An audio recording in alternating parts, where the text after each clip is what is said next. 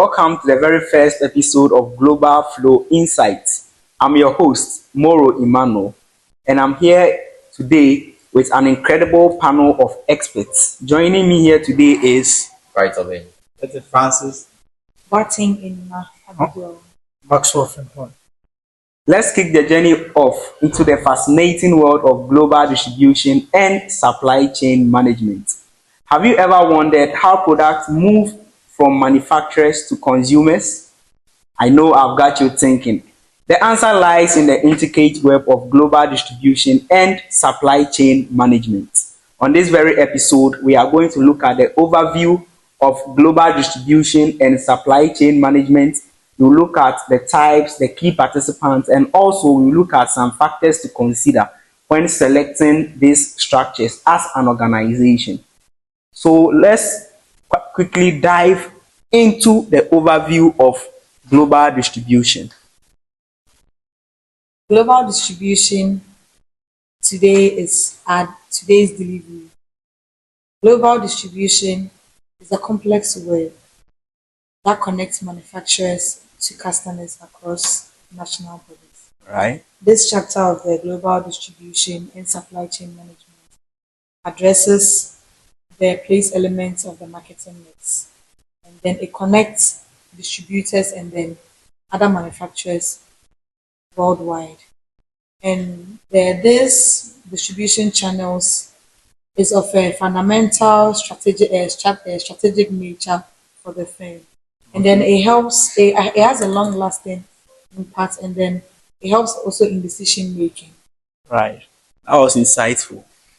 Can we move on to the international distribution channel structures? Yes, so when we talk about the international distribution channel structure, we are looking at the pathway by which products are delivered from producers to consumers, right? So on a global scale, let me use that because we are dealing with international. Yes. So how products move from producers to consumers on a global scale is what we mean by the international distribution channel structure.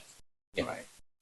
Are there any types, any classification or forms Yeah, of for this sure. structure? But I would elaborate more on the direct. So Okay. as the word goes, direct, which is self-explanatory, this deals with the producer and the consumer, right? So the producer delivers the good or the product to the consumer on the international scale or wherever country they find themselves in.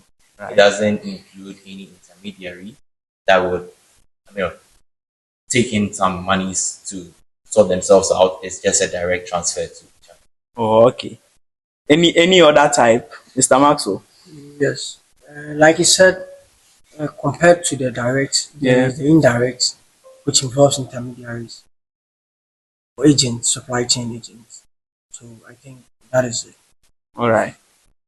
These two types looks very opposing. Are there any advantages and disadvantages we can consider or we can look at? Yeah, so like he said that they are intermediaries. Now, intermediaries will take their cuts whilst the goods are being delivered from one place to another. Trust me, Alright. I've been in this industry and I know what happens. Yeah. Right? So I definitely take my cut when I deliver goods to people. But with the direct, you are dealing directly with the producer. So I mean, the cost of the price or the price of the product would be moderate because you are getting directly from the producer. Yeah, when it So gets to the end consumer. Exactly. All right. Exactly. So at a wholesale price, you can get it.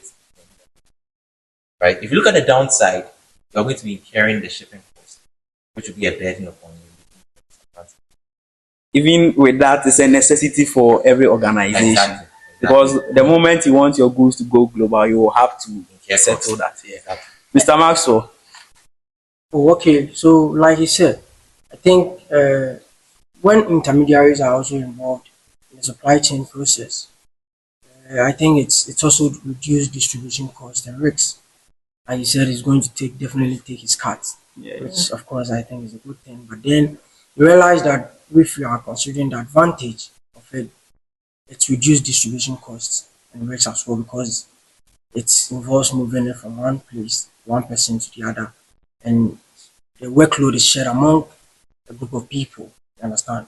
It's not for the compared to the direct where you have one person dealing or goods moving from the factory to the industry.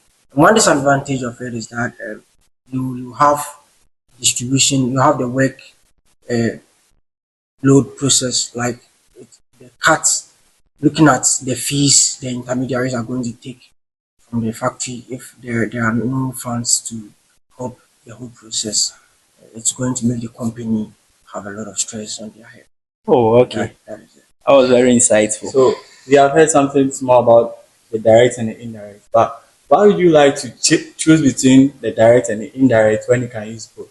So another major type is using the hybrid distribution channel structure. Okay. So the hybrid combines both the direct and the indirect. So when you're a consumer and you want a product from anyone, you can get it from the manufacturer through the website, and you can also get it from the retailers and wholesalers. Okay. So now let's look at some factors to consider when choosing this distribution channels. So I What think- factors can we consider? Yeah, so we can look at the regulatory framework, right? So this has to deal with the laws that govern a country. Before you enter business into a country, you have to know if their laws support what you want to do before you go into it, that you don't incur any cost or no You can also look at market characteristics, like everything deals with the markets, right? You need to check the demographics, the market trends, and all those things before you even choose your distribution channel. Right.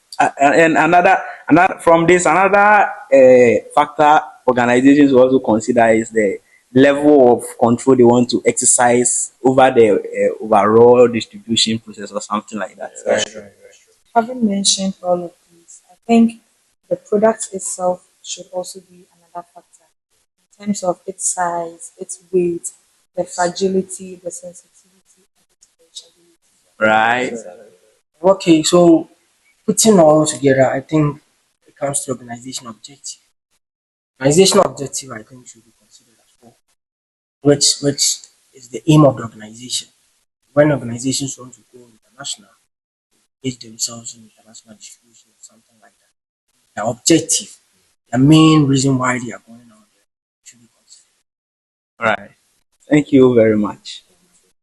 This episode, I have been educated a lot. It has been an educative and an interesting and insightful one, right?